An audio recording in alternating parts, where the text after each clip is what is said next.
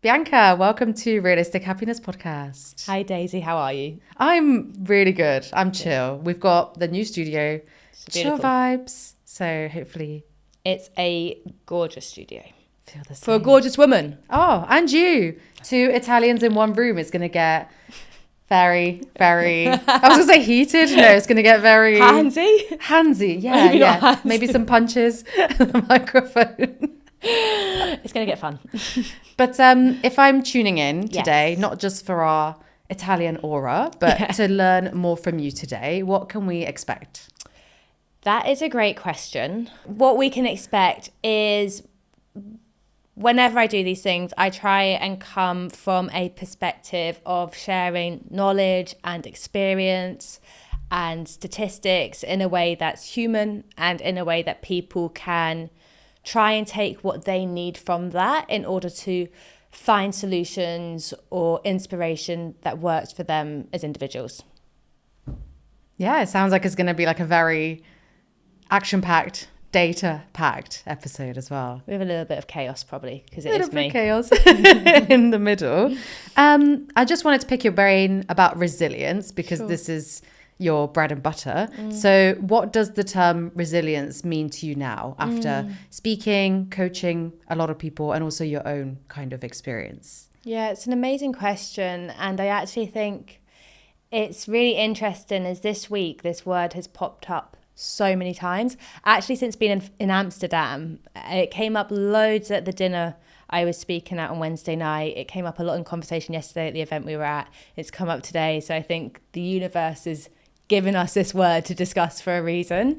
And for me, when I've been having these conversations recently, also like when I'm having them in the workplace from a corporate perspective, when I'm having conversations from when I was doing a lot of coaching and with myself, I think my old perception of what it meant is actually what a lot of people mistake resilience to be. And I think we can fall into a trap of thinking resilience must mean that we push harder, that we do more, that we have to apply more effort and energy. And actually now the way I look at resilience is it's very much a learned behavior. It's something we have to be very intentional with. We won't necessarily just be resilient if we've never been through stress, if we've never learned how to respond to stress. But actually, sometimes being resilient is taking a step back and actually assessing, like, what do I need in this moment? If something's really bad is happening, if something's really heartbreaking, if something's really challenging, and we're trying to find out how do I get through this? Sometimes just powering on is actually the worst thing that we can do. So it's a case of what do I need to do to give me the space to then understand that I can get through this and I will get through it. But right now it's not about applying force. Right now it's about meeting my needs so I can take those steps. It's a really long-winded answer, sorry. No, I didn't realize. Wow, you've just blown my brain. So resilience can be as well, not just pushing and being active and being loud. It can also be just realigning with yourself. I believe so. If we actually think about what resilience means, it's dealing well or coping well in the face of adversity or stress or challenge and being able to overcome such things. And so that then means that in order to do that, we have to have the energy and the belief and the faith that we can do that. And so often the first step of that is giving us space to work that out and re-energizing ourselves before we start pushing. There's something so powerful with, just sitting with yourself and understanding the situation and how you're going to tackle it instead of, like you said, pushing yourself, being spontaneous. I think that's the road to either success, if you've got the energy and power, or burnout, essentially. Totally. Yeah. And it's a really complex thing, I think. For me, like looking at resilience, there's so many factors. It's about having emotional intelligence and being able to understand and manage your emotions, your feelings. It's about having a growth mindset and actually, having that faith that I can overcome this. I may not like this, but actually something good will be a product of this. It's about community and connection. We don't often see high resilience and high loneliness. So actually, who do you have around you? embodiment, moving. Like there's so many different factors at play that we have to think about that maybe don't get the attention they need, because we have this mindset of, oh, resilience just means I have to ignore what I'm feeling and push harder and keep going. And then often that just does result in burnout. Yeah. Yeah. It's like a dirty word now. Yeah. Like resilience mindset, resilience training. And you're just like, yeah, I don't want it. I don't want it. Yeah. Just to kind of maybe illustrate to people, like if they want to navigate this as well on their own, I think it'd be really interesting to kind of cover your story a little bit, because obviously you found out about resilience and all of these stats and data, and also the coaching through your own personal journey, right? Yeah, sure. Yes. So I've always been fascinated by the human brain, human behavior. Why do people think and feel and behave in the way that they do? I studied psychology at university. I wanted to be a clinical psychologist. That was my dream. About 3 weeks after I graduated, my dad, who was my best friend in the world, was diagnosed with 3 months left to live. He was a really, really healthy man. He never had a cigarette. He wasn't a big drinker. He was out on his bike every morning. And so this was a real shock to him, to me, to our family. As a result of that, I had to get a job very quickly. So I started my career in tech sales. I was on a sales floor of 800 people. I was one of very few women. I was one of the youngest people in the company. Let me tell you, in that environment over 10 years ago, it teaches you a thing or two about resilience. And then you combine that with the fact that your father is, dying, and you don't know how long, you don't know what that looks like. You go to a really dark place to get through. And so I was just on this mission for my dad. I was working 20-hour days, 7 days a week at times. I just wanted to make as much money as I could to either buy him a Ferrari or buy him his health. He was very Italian, as are the best of us. And so it had to be a Ferrari. And I just wanted to try and buy him his health back in any way I could. And so this was the mission that I was on. And when he passed away, although he ended up living more than those 3 months, when he passed away, I was hospitalized through stress-related illness. And so my stomach walls stopped working. I could no longer digest my food. I couldn't sleep lying down. I had fibromyalgia, had anxiety and depression. Not that I realized it then, because I was in so much grief and shock. I had to be on medication for the rest of my life, endoscopies once a year, annually. And so it was a real moment of reckoning for me. And I asked myself some really big questions at a relatively young age. And that then led to me taking a step back from the corporate world. I took a year out. I really focused on my own healing journey. I then added to my qualifications. That's when I went into coaching. So I said I've got about 12,000 one-to-one coaching hours now. I then sort of started work in the corporate space around 8 years ago, delivering talks, designing wellbeing strategies, worked at the likes of American Express, Snapchat, CDW, Cisco, University of Cambridge. Then I set up my startup around, we raised investment. I closed my first investment round on April Fool's, which I won't forget, in 2023, which says a lot about my life. And so, yeah, it's been a real journey of resilience, from losing my dad to being ill to being lost to taking that leap to set up my coaching business, to then have a pandemic and take another leap to then set up a consultancy business, to then, really risking everything. I'd built up this amazing consultancy coaching career and saying, actually, no, the world needs what I want to do here with Human OS. And so then building a startup and going out and along that journey. And I say to everyone, I'm very honest about it, like last year, outside the year I lost my dad, was the hardest year of my life. Like year 1/2 of startup in a world that was just going to chaos. And I think this is important because so many of us feel like this with everything that's gone on, particularly like the past 5 years, with political instability, economic uncertainty, wars, hate crimes, like Brexit, Trump. There's so much going on in the world that's making it feel so dark. And so I think that's all impacting us somehow. And so for me, launching a business and then, all these things going on in the world, and all our challenges are relative as well. And I think it's important we give space to that. So yeah, like last year was a whole new game of resilience again. And so it's constantly like a learn and evolving thing for each of us, I believe. Yeah, so you don't just go through it once. It's like a constant lesson that you need to navigate in life. Yeah, and I think each time you do it, you get a little bit stronger. Yeah, it's like building that muscle, that resilient muscle. Yeah, for sure. Something interesting I've learned recently is that like when you operate under like cortisol and stress, it's hard to be creative and think outside the box. Yeah. So I have a few friends actually who are kind of, you know, going through really, really hard shit, like losing loved ones, losing jobs as well. It can be really detrimental to your kind of character and your ego.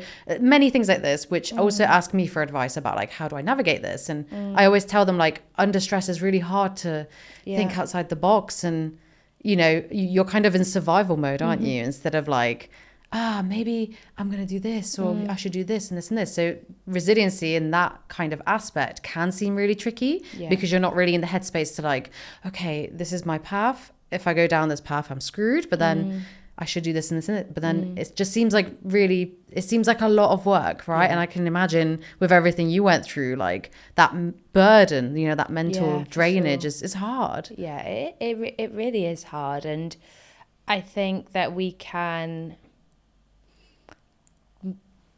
maybe discredit what we actually need because we feel the need to have to do more, like I said. And so we're in a really bad place and we're really struggling, and then we're suddenly being like, oh, I should exercise like this, or I should try and sleep like this, or eat this, or do X, Y, and Z, all amazing things. And all, yes, are completely the right building blocks to put in place. But also actually, do you just need some rest? Like, do you actually just need to try and bring your cortisol down so you're not in this constant state of fight versus flight? Because if you are in that elevated state of cortisol, you cannot operate correctly. You are so inflamed. And stress is the basic cause of 80 to 90% of all human illness and disease. And so if we are inflamed and we are stressed, we are making ourselves unwell. And so actually, how are you going to lower that cortisol down so you can have space then to do what your brain wants to do, which is be creative, problem solve, you know, all these amazing things we as humans can do, but we need to give ourselves the recovery to do so. Yeah, agreed. And also that's when growth happens through discomfort, through everything you've been through and what I'm going through and probably the listeners are going through as well. Yeah. It's essentially. Yeah. Essentially. Yeah, absolutely. For one of my favorite terms, and it's definitely not in the Oxford Dictionary, so do not quote me, is post-traumatic growth disorder. Ooh. And so it's, you know, when we get through these really hard, challenging times, actually at the other side of those times are some of the most beautiful times of our lives. And it doesn't mean that we can ever love those times. Like, I don't love the fact that I lost my dad. Obviously, I don't enjoy looking back at what I went through, but I also wake up every day now and the world is so beautiful. And I see so much joy and light in the smallest of things because I am so deeply grateful for them now, which I didn't have before, because I didn't have that sense of that life can be short or these things can be taken and you are not in control. And then I think so when we go through these really hard times, and for other people it's like, actually you have to learn new skills. You realize that you have all these behavioral traits that you never knew existed inside yourself, and suddenly if you didn't go through that job loss or that breakup or that trauma, you'd never realize that you've always had this inside of you. And that is so exciting and that is so empowering, because then you wake up and you're like, come at me, universe, like, let's go. And I think that's beautiful.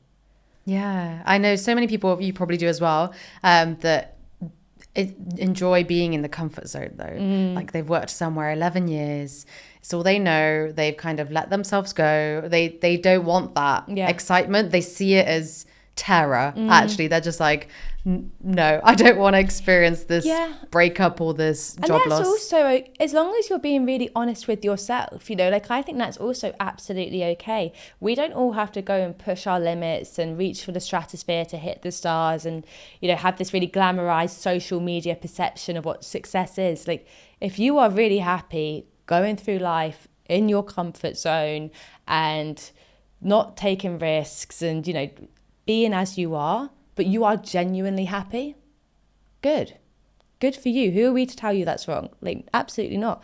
But it's about are you genuinely happy? And we all have different levels of risk, right? Like, some people are a lot more comfortable taking these risks, pushing themselves constantly, growing, evolving. Other people need to do it more steadily. Other people need to do it even less than that. So it's really just about an understanding of who you are, what works for you, not what your boss is doing, not what your partner's doing, definitely not what social media is telling you to do. Like, actually what works for you as an individual. Yeah, understanding your own tempo and your life mission as well. I feel like that goes back into like the inner child work, your shadow self. Like, you truly know what your pace is and what you want from life, and comparison is just a horrible game. But I wanted to ask you as well, with growing in discomfort, how do you know when it's like helping you grow versus when it's breaking you down? Because as you said, maybe we try different paths and we push ourselves in so many different ways, and sometimes you break before you see the light, but other times you break and you kind of spiral down. So can you tell us maybe perhaps the differences? Yeah, totally. I always say stress is like a double-edged sword, and you need stress. You need stress to get you out of bed, to do well in your job, to go to the gym. Like, stress is something that has kept us alive for many hundreds of thousands of years. And so when we were ancient hunter-gatherers, without this release of cortisol, we wouldn't be where we are now. And it's the whole survival of the fittest. Like, it's the fact that we've had these cortisol releases that's allowed us to fight situations, flee situations, find mates, find food, find shelter. But the problem is now we live in 2025, which is a very different world to what we've evolved to be in. And the brain, the cerebral cortex, an area of the brain that's involved in cognition and perception and language, it's effectively the same now as it was 200,000 years ago. And so if we just think how much the world has changed, even across the past 100 years, across the past 10 years, 100 years ago, they swapped out bonfire lights for actual lights on plane runways. Really? Wow. And now we have our like AI avatars going into meetings for us. Do you know what? Like, it's absolutely mind-blowing. And so we have to understand our brain hasn't actually evolved for what today's modern world is. So we really have to help it understand. And understanding when our stress is working for us and against us is a really huge part of that. So when is it motivating you? When is it exciting you? But actually, when is it starting to make you feel unwell? When is it starting to overwhelm you? And really getting an understanding of where that boundary lies for you. And so I often say, like, look for the little signals. So a lot of us think we're really motivated, but actually we're just so deep into our fight or flight response that we're sort of like tired and wired. So we're going really hard, but we're not actually motivated. Our brain's just so terrified of if we stop, what's going to happen. It keeps pushing us forwards. And I used to see this in a lot of my coaching clients. Like, we'd actually do the work. They'd become really happy with who they are, how they were showing up to the world. And then they'd go through like a month of being really concerned that they've lost their motivation and their drive because they were so used to operating from a state of unhealthy stress. They actually didn't realize what it felt like to be motivated from a healthy place. And then once they realized, oh, actually, no, I'm more creative than I ever was. I have more energy. I have more patience. I have a better relationship with my family. I'm being a kinder person because I have the energy to do all these things. And then their productivity increases, and then their performance increases, their business, all of these things. And they're actually, because they've realized I wasn't actually in control of that stress. So if you're someone trying to understand, to come back to your question, because I've gone a really long way around it, I do apologize, I'd like to do that. Coming back to the question, if you're someone, it's like, look for the little signs. So what's your sleep like? Are you waking up tired? Waking up tired, that is not normal. 1/3 of people don't sleep enough. Another 1/3 of people on top of that don't sleep correctly. So is your sleep being impacted? What is your mood like? Energy? Are you being patient? Are you being kind? Are you irritable? Are you fatigued? Again, all signs that your stress is working against you. Concentration, huge one. Like, if you're starting to really struggle with your concentration, motivation, again, likely your stress may be too high. Not recovering from exercise. That's another really big one. If you're someone who really likes to exercise and you train a lot, and then you start to realize all my sessions are feeling really hard, or actually I'm a lot more sore than I used to be, or I'm getting a lot more niggles, again, a sign your cortisol's too high. And then the last point is a story I often say is the canary in the coal mine. Oh, I don't know it. Story time. Story time. Must be the longest answer ever for a question, and I'm so sorry. No, that's fine. So the canary in the coal mine is, miners used to take canaries down into the coal mine, and there's two versions of this story. There's the truth and then there's the Bianca version. I prefer the Bianca version because it's happier. Yeah. So the truth is they used to take the canaries down, and once the canaries died, they knew there was no oxygen left. Oh. And so they take them out. My version is when the canary stops singing, they know, oh, the canary stopped singing, we have to leave because the oxygen's low. And then they all come out and the canaries fly off. Yeah. It's a nicer version. Yeah. But I say we all have a canary. It's that first signal inside of you that actually something's wrong. The oxygen is low.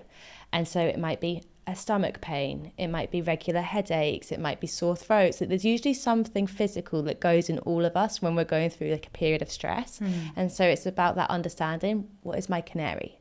And as soon as you can hear that canary, it allows you to adapt a lot more effectively to stress. I wanted to go back on just to kind of reiterate to the listeners, the fight or flight versus motivation. So you said motivation, so it goes, I guess, like this. It's not like fight or flight. For me, was like this, at work, where I was just high alert. I was like, very responsive because I need to do this because I'm going to lose my job, or we're going through layoffs. Whilst real motivation then, operating from like a place of like a solid foundation and love instead of fear. You said it goes like this then, so you do get... 100%. Okay. And people say to me all the time, oh, how are you so motivated? How do you exercise? How do you run a business? And I actually think we put way too much emphasis on motivation. I'm like, you're never going to meet anyone who tells you they're excited to get out of bed every morning, that they love to go to their job, even if they're doing the best job in the world, that they can't wait to get to the gym. They're lying. They are deeply, deeply lying. And I think motivation 100% comes in waves. But what we lack in motivation, we have to make up for in self-discipline. And I believe that self-discipline is the highest form of self-love. And so we have to take emphasis of worrying about our motivation levels and actually say, well, what are your self-disciplines? How are you looking after yourself? Actually, what is important to you, and how are you implementing those habits and those behaviors? When you do things for yourself instead of for others, for example, now I'm going to the gym for myself in the first time in my life, which sounds crazy. And it's so much more fulfilling and satisfying. And I'm like honoring myself. Yeah. And before I was hiring a PT, I was doing it to look good, I don't know, on camera or for men or for other people. And you just feel such a difference when you're honoring yourself. Yeah. And even like your motivation just naturally comes because you're like, I deserve that. I need that. I should go for that. Like I'm hungry for it versus, this kind of people-pleasing fight or flight. Like, I need to do it. Well, you just made an amazing point. So there's two types of motivation, exactly what you've just alluded to, intrinsic, extrinsic. Extrinsic, I want to get to this weight for my holiday. I want to look like this for this person. I want to go and do the latest high rocks, whatever it might be. And they're not necessarily bad, but it's an external factor as to why you're motivated. Intrinsic motivation, I am doing this because I know that I enjoy doing this. I am doing this because it's an hour of my day where I'm switching off from the stress.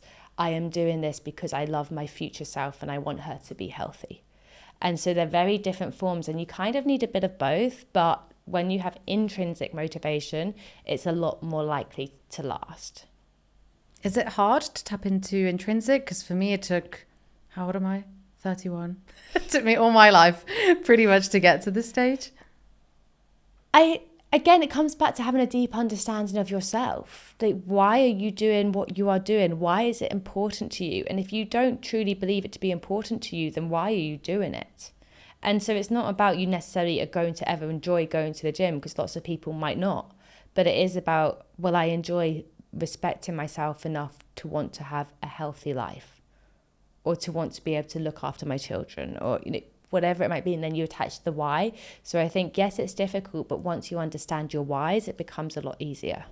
Yeah, absolutely. I think that's been the difference, because I remember we spoke the first time and I mentioned to you, like, I should go to the gym. Even the wording, like, I should versus, oh, I'm gonna. Yeah, yeah, Because, like, yeah. it's a non-negotiable now. Yeah, I love that. Well done you, Des. Yeah, I know. It's been a long journey.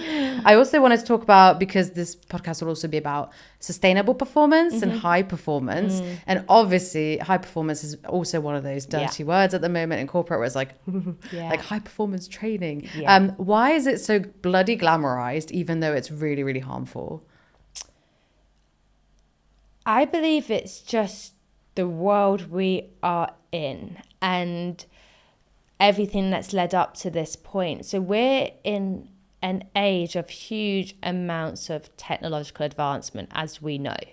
But our workplaces, for the majority, are still built like we're in an industrial revolution. And so the processes and the frameworks and the models that we apply is all about how do we maximize the product coming out of this business, the profit coming out of this business, as if we were actually all still creating cars. And we're not. And actually, to now be the most profitable and to be the most productive and innovative and all these things that organizations want to be, actually requires being a lot smarter in how we work. And it's not necessarily about output, it's about the quality of what we are producing and the rate at which we can produce that. And so high performance, I think, it streams from this archaic view of industrial revolution, much product as we can, as fast as we can, as, you know, repeatedly as possible. And obviously through that, then it's had this mindset in people of, you know, if we want to get to the top, we have to burn the candle at both ends, we have to fight our way there, we have to compromise and sacrifice, and all of these more toxic applications that we have to how we approach work has then led to that being high performance. And actually I think that's really wrong. And if you actually look at the data, it's Culture Amp had a really interesting report. They found that out of high performers in any organization, only around 11% of employees will be a high performer at any one time. When you looked at high performers 2 years in a row, that 11% dropped to 3%. And so actually, are we really high performers? If it's such a small amount of your business that are in this bracket, and an even smaller who are able to repeat on that performance, that's not high performance. And if we take high performance into sport and we think about what does high performance mean in sport, because a lot of the time people are like corporate athletes, elite athletes, this is what we want. But actually, okay, well, you look at the best sports people, you look how continuously they can perform at that level. That's sustainable high performance. They are able to perform at that level and do so season after season after season. And why is that? We look at the routines and the habits and the behaviors they have built. And so we expect people to act like top sports people, but don't do any of the things to look after them that they need then to be able to actually do that at a level that's sustainable. That's a really good way to look at things, because like Formula One drivers don't drive tracks like 80 laps every day. Yeah, that would be absolutely ridiculous. Ronaldo doesn't play like football every single day, like a match a day. Yeah, like they take rest, they socialize, they fill their cups, you know, in their spare time. Of course they train a bit, but the actual craft that they do is segmented. It's once in a while. Yeah. It's not constantly. So to put that into like a corporate or like a high productive like perspective, it makes so much sense. And we know this, but even executives know this, but like, it's just so frustrating to see that like, we just have this fairy tale narrative, like, no, like, it's not me. Like, it's just everyone else that has to do it. And it's so detached. It's just so frustrating. Yeah, particularly, I think from corporate standpoint, there's so much we get wrong that's at the detriment of high performance. The majority of companies aren't embedding psychological safety into the workplace. Psychological safety is the number one predictor of high performance. Google's Aristotle has proved that through and through. So how are you creating an environment where people feel seen and heard and valued and safe to speak up and safe to take risks and safe to fail? Number one, if you're not doing that, then you're never going to have high performers. And then it's then, okay, once you've done that, like actually, do you have the systems in place? Do you have a diverse and equitable workforce? Again, a lot of the time, no. So therefore, why are you going to get high performers if you're not actually giving everyone a pair of shoes that fits them? And so then you have to look at those sorts of elements, and then you look at actually how are we encouraging people to take breaks, to recover, to be able to go again. And it's almost like companies will say one thing on their marketing, put these words on the wall, and then they act in a completely different way. And that contradiction completely erodes trust. And so you actually have to be embedding this culture and this environment in which allows people to recover as hard as they work through balance, through belonging, through development, through actually having the time and the energy to take ownership of their health. And then as a byproduct, you're going to get sustainable high performance. But a lot of companies don't do that or even look at it like that. The pushback, oh my gosh, that I've heard and seen is, oh, but we're Google. Like people want to work for us. And then it's that unhealthy attachment from that employee that they attach their identity to, hi, I'm Daisy, I work at Google. And of course, when shit happens, when I burn out, when they lay me off, of course, my health is gonna go down, because I've been sold this illusion that like I am a high performer because I'm so excited to work at Google. Like I'm just there for the name, you know, on my CV, or to tell my friends, just for the status. But like you said, that doesn't create psychological safety at all, because everything just crumbles. You see the words on the walls and you're like, okay, oh, it's all about teamwork and it's all about honesty and open conversation. And then the environment like doesn't reflect that at all. So of course that's gonna break down your mindset. It's also massively changing. Yes, a lot of organizations have got away with this because of who they are and the brand and the name. But when we look at the data that's come out of Davos this year at the World Economic Forum in January, this is the first time that we've seen now actually pay has dropped dramatically in terms of what is motivating people to apply for jobs and to stay within jobs. So now we've seen that the top 3 motivators were balance. People actually want to have time outside of work to live the lives they want to live. Belonging, people want to be part of something, a community, a organisation that has values that they can get behind, that's having positive impact, particularly the younger generations, and development, both personal and professional. And then we look at Randstad's work monitor report that's done across something like 22,000 people. And again, work-life balance has surpassed pay for the first time in 22 years.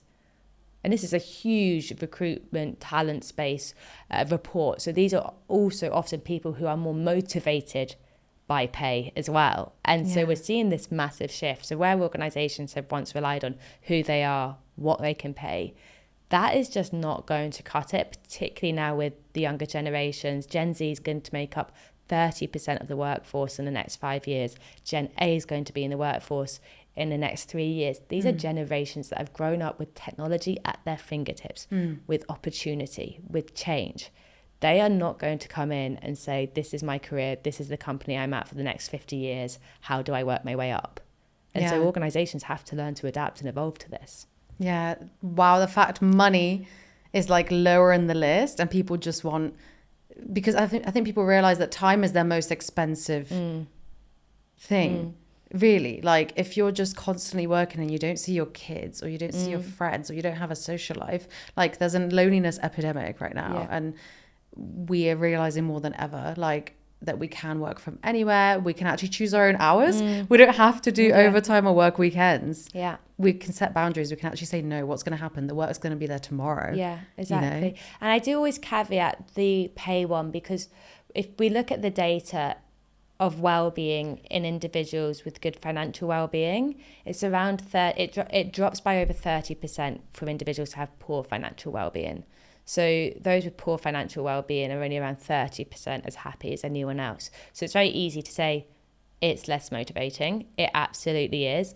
But also, if you are not paying people enough, if people having to worry about how they buy their ticket to work, how they pay their mortgage, how they put food on their children's dinner, and even things like how they go on holiday and actually recover and break, then they're not going to be happy. They're not going to be well. And so it is still a huge thing. I think another area we get really wrong, but it is just showing the change in tides of what is actually motivating people to apply for jobs, to stay within companies, and then also how they will actually show up once they are there. Yeah. So we're not asking companies or leaders to pay people less. No. Just to give them. Gosh. Yeah. Here's my amazing mission, so we can pay you nothing. No, it's basically, like we're given a list of like what's important to us, and then we're kind of assessing it in a different way.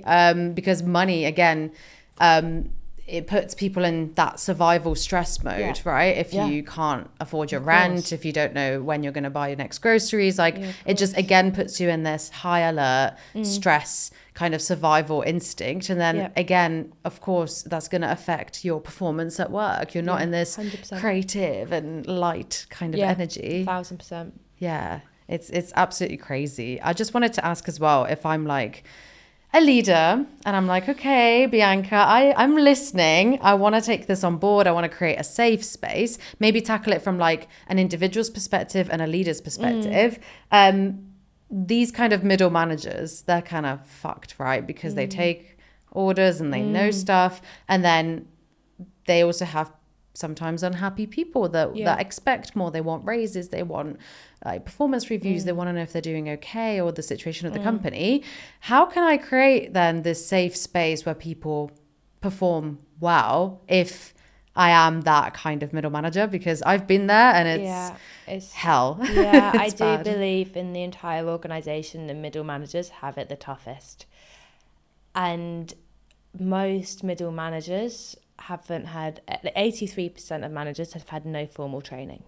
And so they're in these jobs with all these roles, responsibilities, the demands of the business, the commercials from the business, and then also managing teams of people, the emotions, and particularly now as we've started to introduce mental health first aiders and bringing your authentic self to work and being open and being vulnerable, and all these things we absolutely do need to do if they are done correctly. But also this has now put even more pressure on these middle managers, because not only now are they having to hold these people accountable and support them in their own journeys of professional development and ensure that they are meeting the commercials of the business, they're now also having to really support them at a human level and emotional level, which absolutely is what needs to go on. But actually, how are you looking after your managers to ensure they can do that? What support are you giving them? What training are you giving them?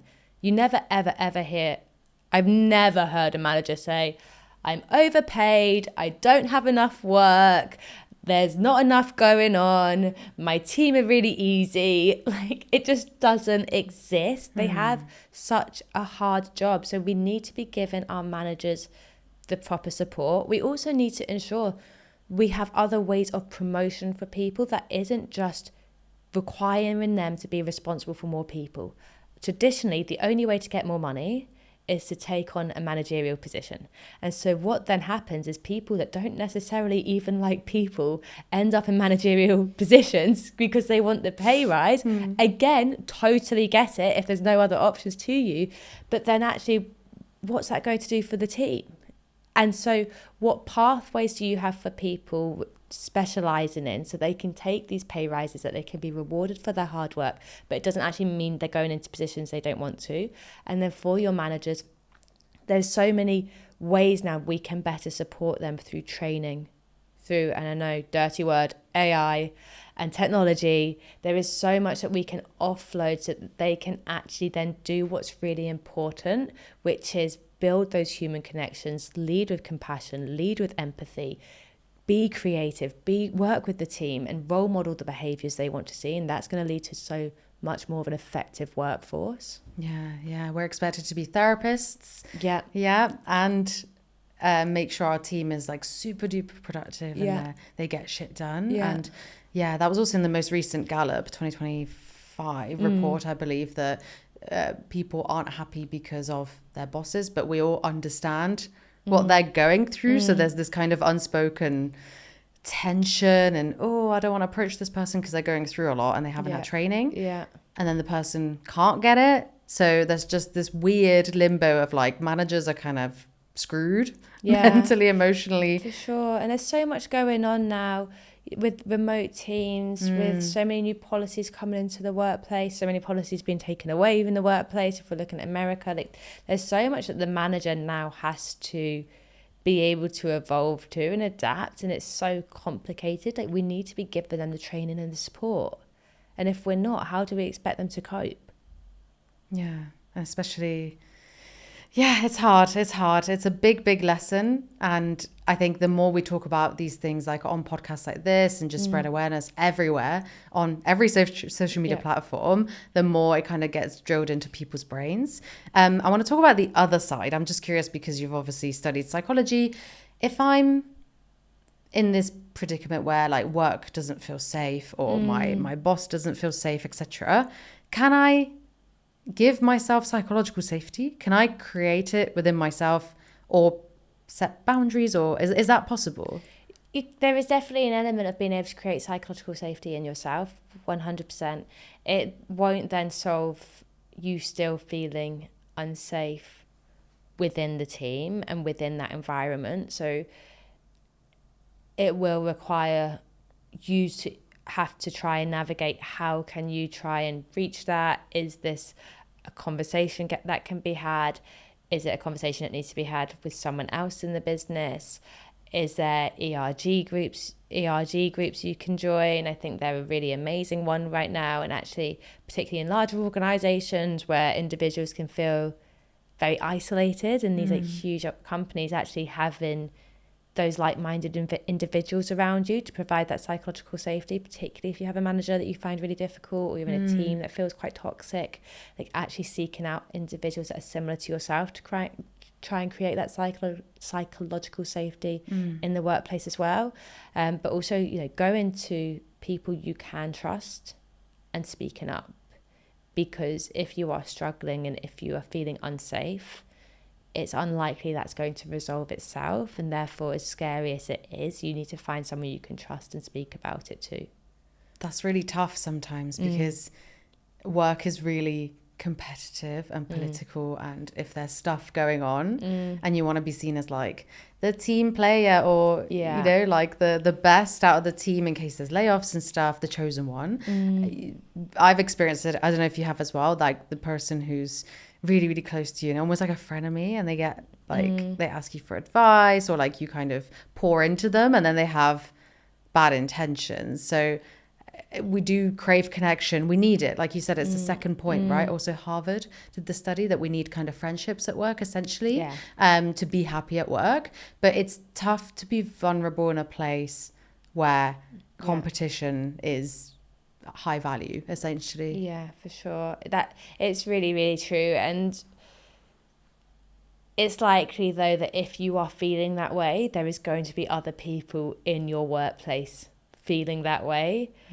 And so trying to seek out those ones who you can trust, you'll probably be really surprised actually if you are that brave person to say, this is how I feel, then actually a lot of people will probably then open up, say, me too, or, you know, you open up that conversation and that dialogue. So it can be scary, but what's the alternative? Just sitting in your pain and your fear and your discomfort and making yourself unwell for what? For most of the time, a company that's going to replace you tomorrow. You can normally tell as well when you have small talk with people, like they kind of hesitate. They don't say like, yes, I'm having the best day ever. They're like, or they just take a pause and then they answer, and you're kind of like, okay, I can kind of gauge that this person might also be feeling something. And even if it's not the same thing, you can also just be vulnerable and air it out and just see where the conversation goes. And maybe they tell you something new. But also with your manager, if you are interpreting what your manager's doing in one way, but you actually haven't communicated it with that person, you're also doing that person a disservice as well. Because it could be that, are you just not communicating effectively together, and there's been misunderstandings in that, and it just needs a really open, honest conversation to say, these are my needs, this is what I need from a manager. This is the support I need from a business. Can you help me? And allow them to actually then be aware that there's even a problem. A lot of the time, people aren't aware that there's problems and they're not mind readers. And so actually, that isn't the responsibility or the fault of the business. And so, yes, there are a lot of toxic workplaces that individuals feel unsafe and they need to do a lot of work. But actually, a lot of problems could be solved in the workplace through more effective communication both ways. Yeah, both ways is so important, because when you're silent, as a manager, I'm guilty of this. I just presume everything's okay. No. Because I'm busy doing my own shit. Yeah. If you're not reaching out to me, it works in every relationship, though, friendships as well. Yeah, totally. If your friends are just going for brunch without you or not including you and stuff, you know, there might be a reason why. Romantic relationships. Yeah. So many problems arise just through poor communication. Different communication styles, different communication methods. And this is really big in the workplace right now as well, because we're seeing the most generational difference we've ever seen in the workplace. We're seeing individuals stay in the workplace for longer than they've ever stayed there. And so actually, where there's becoming these huge divides between generations, they don't even need to exist. It's just that they have different communication styles. One prefers face-to-face because they grew up in a time that didn't have technology. The other prefers Slack because why on earth would I waste my time coming over to the office to talk to you when I can speak to you in 2 seconds here? Neither of the others think that's rude, but actually, why are you coming up to me to talk to my face? That's so confrontational. I'm so scared. Oh, actually, no, why are you slacking me? That's so avoidant. That's so rude. That's just so dismissive. You have no respect for me. None of these things are factually true, but these are the things we interpret because we don't understand each other. We don't understand the communication styles. So actually, what are we doing to bring everyone together to actually train people on different communication styles and methods and preferred responses, particularly as we have more hybrid and remote work, and it's so important. And again, how many problems would that solve? So it's a generational coach, facilitator honestly, that companies need as like a base. Honestly, you've just given me my next Human OS coach now. Yeah, I know, honestly. Okay, different coaches. So is that what you do at Human OS? You have like different coaching styles, etc. With Human OS, we really sit at the intersection of powerful technology and human coaching. And we're on a mission to really try and almost what we say revolutionize the corporate wellbeing space. It's a space that I think is really archaic. It's really outdated. Again, it's one of those like ick words now, like, oh, corporate wellbeing. And we don't even call ourselves a corporate wellbeing platform for that reason. We call ourselves a sustainable high performance platform. And that is what we do. We are very adamant that commercial success and individual health do not have to be at odds, and actually that they can work together for the benefit of both.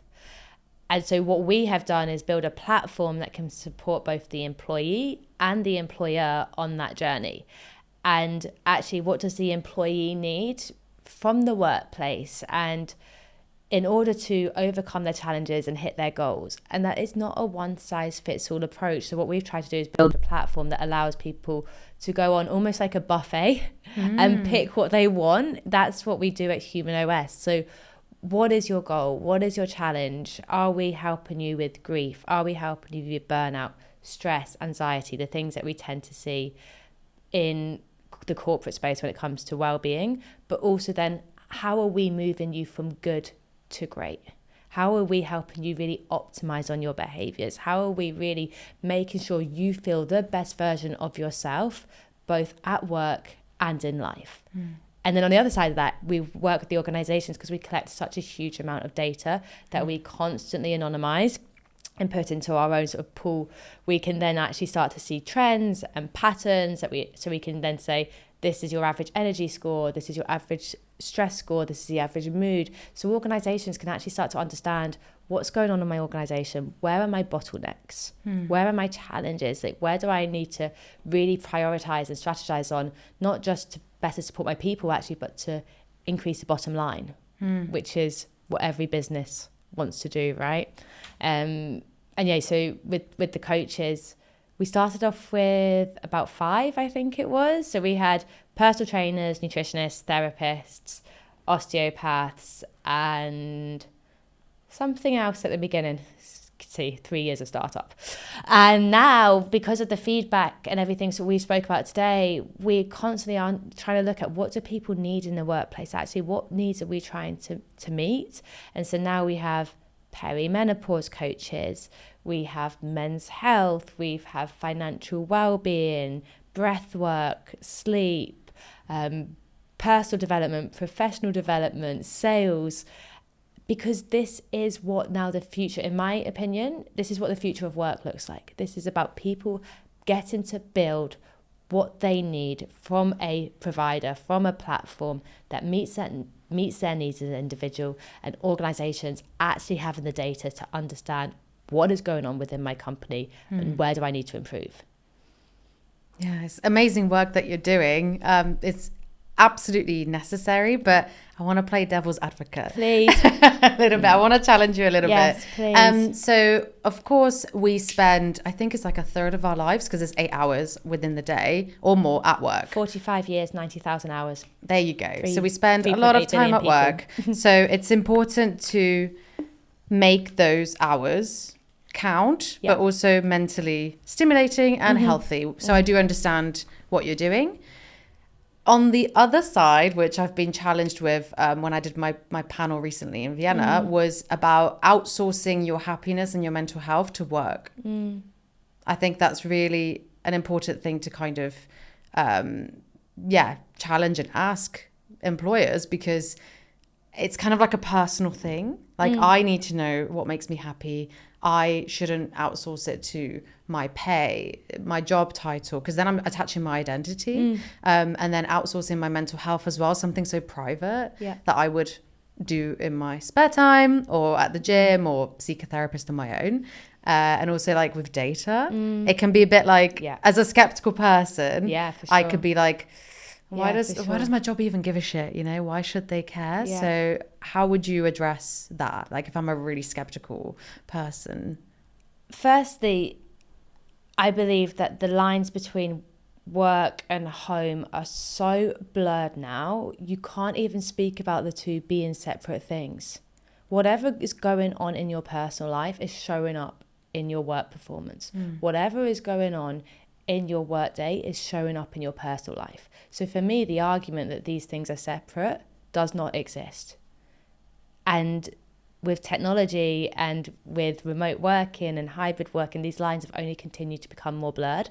So I think, like, if we are not looking at the person as a holistic being and we are trying to separate the home from the work, the personal from the professional, we are actually never going to be able to support our employees in the way they need. Only 13% of individuals globally are engaged at work. So what are we doing there? We are wasting $11.7 trillion every year on presenteeism. So we can't say that what we are doing is working. People aren't showing up. When they are showing up, they aren't working to their full potential. They are not engaged. They are not motivated. They are not excited. So the argument for, well, actually it is their responsibility and they should be doing this outside of the workplace, for me is already completely flawed, because they're thinking about it the whole time in work, which is why they're not working effectively. So actually, what are we then going to do to support them so that, yes, they can then actually deal with these things to be able to show up in the workplace? So that's on one hand what I personally believe. When it comes to the data piece, 1000%. When we were building Human OS, we purposely were asked so many times by customers, we want to integrate with Slack, we want to integrate with Teams. We always say no, we want to be a separate platform. We do this because we want individuals to feel safe on their platform, that there is that separation from work. So we always say we are a vote that your employer cares. They are providing this to you because they want you to have what you need personally and professionally to develop, which we now know is one of the main motivators for work. But we are still a separate entity, so that this is your safe space to use as you want, when you want, how you want. And the data that we do take, which is anonymized, so it will never be tracked back to someone, is actually only because we need to understand what is going on so we can start to actually push the needle on this for other people, for future generations. So not everyone loves the data piece at first, but actually then they start to understand why this is being taken and in a way that it is. And I think that's really important, because if organizations don't understand what is going on, then how can they do better? Yeah, they're not mind readers. They're not mind readers. And everything that we've done so far, even if you look at the average engagement rate for an employee wellbeing solution, it sits around 2 to 4%. Is that it? We're at 61%. Our goal is to be 75%. And it is so low. And so how are organizations getting the data they need when no one is even engaging with these things because they're so archaic and outdated? Like, it's time that we do better. It's time that we do new. It's time that we utilize this amazing technology we have in a way that is safe, in a way that is respectful and private. But we need to use the data to actually understand what the challenges are so we can actually create sustainable change. Yeah. Absolutely. We can use it for good. And I think for those that are skeptical, of course, like, data is really important, like your privacy, but you've touched on such an important thing that, yeah, work does bleed into personal life all the time. Yeah. All the time. When you go home, you're pissed off because of work. You're exhausted because of work. You're excited because you've just finished something. It does affect your mood. And like you said, your personal life bleeds into your work. If you had a shit night's sleep, if you had an argument with your spouse, something happened in your private life with your dog or something, of course you're going to go into work like, fuck's sake.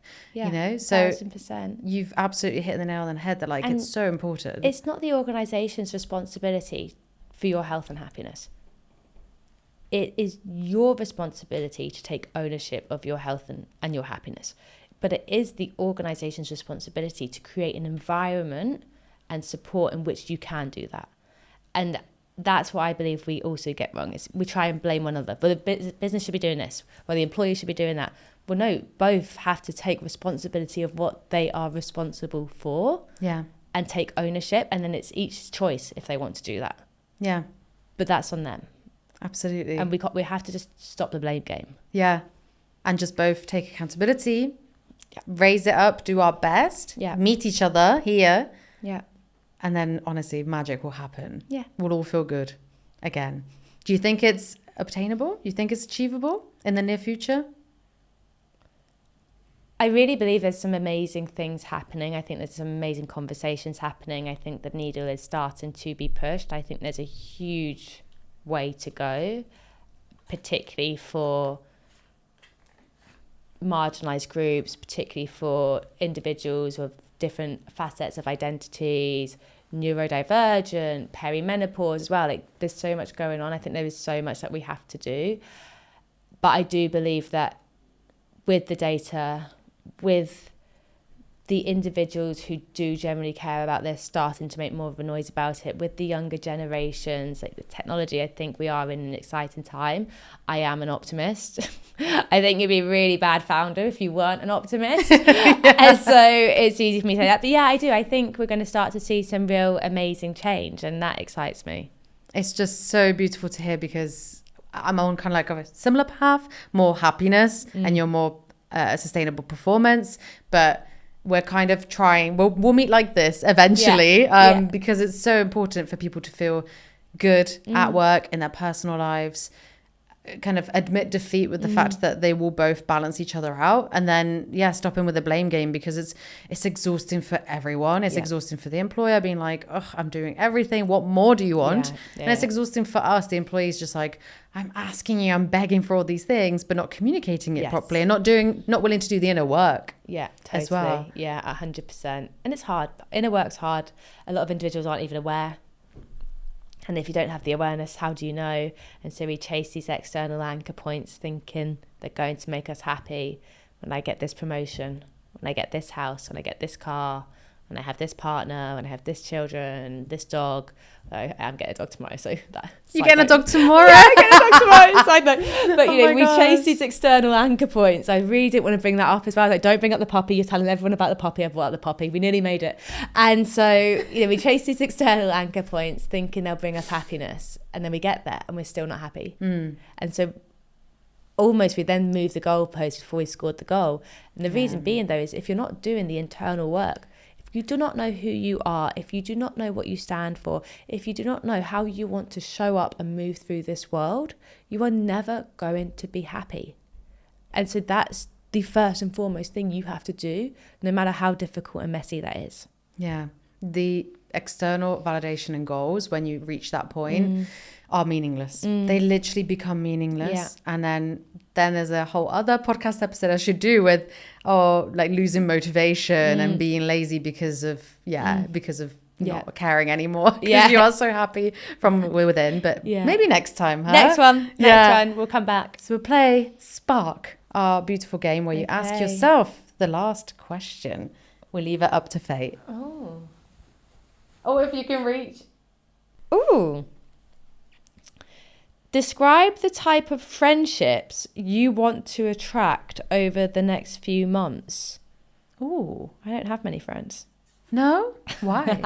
I'm joking. They're very, very special to me. All my friends will be watching this like, thanks. Describe the type of friendships you want to attract over the next few months. Well, whether it's friendships, whether it's professional relationships, whatever the humans are I'm attracting into my life, I only want to attract people who are aligned to me. I say that all the time.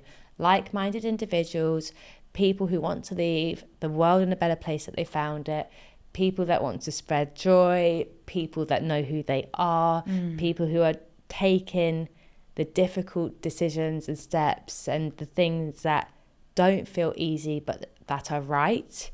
They're sort of my people. They're the people that I welcome with both arms and a big Italian hug and 2 kisses. Like you did with me today. I'm so excited to see you. It's really important. Yeah, alignment. Yeah. I think that's a really big, important word. And I think what's scary about attracting those friends is that A, you know yourself so fully that you're not willing to accept like the subpar friendships. And B, do those people even exist? Yeah, I really can't imagine having the time for any more friends though. This question feels very weird. I want to be careful what I say because I am welcoming friends. Yeah. Obviously. I'm like, with what time? You make time. My puppy. That's your maybe new I'm friend. attracting my new friend. So fluffy 4 legs and a tail. That is true. He's going to be my best friend. I can't wait. Bianca, we've learned so much today about resilience. I think that was a really important topic we haven't touched on yet. Foundation, having and building our own foundation, sustainable performance, not toxic high performance, and how you can tackle it as an individual and as a leader. And I just wanted to thank you today because you came all this way to come on the podcast. That has been so good. Thank you so much. No, it was my absolute pleasure. I adore you. You're amazing. Keep shining. And yeah, I hope everyone enjoys it.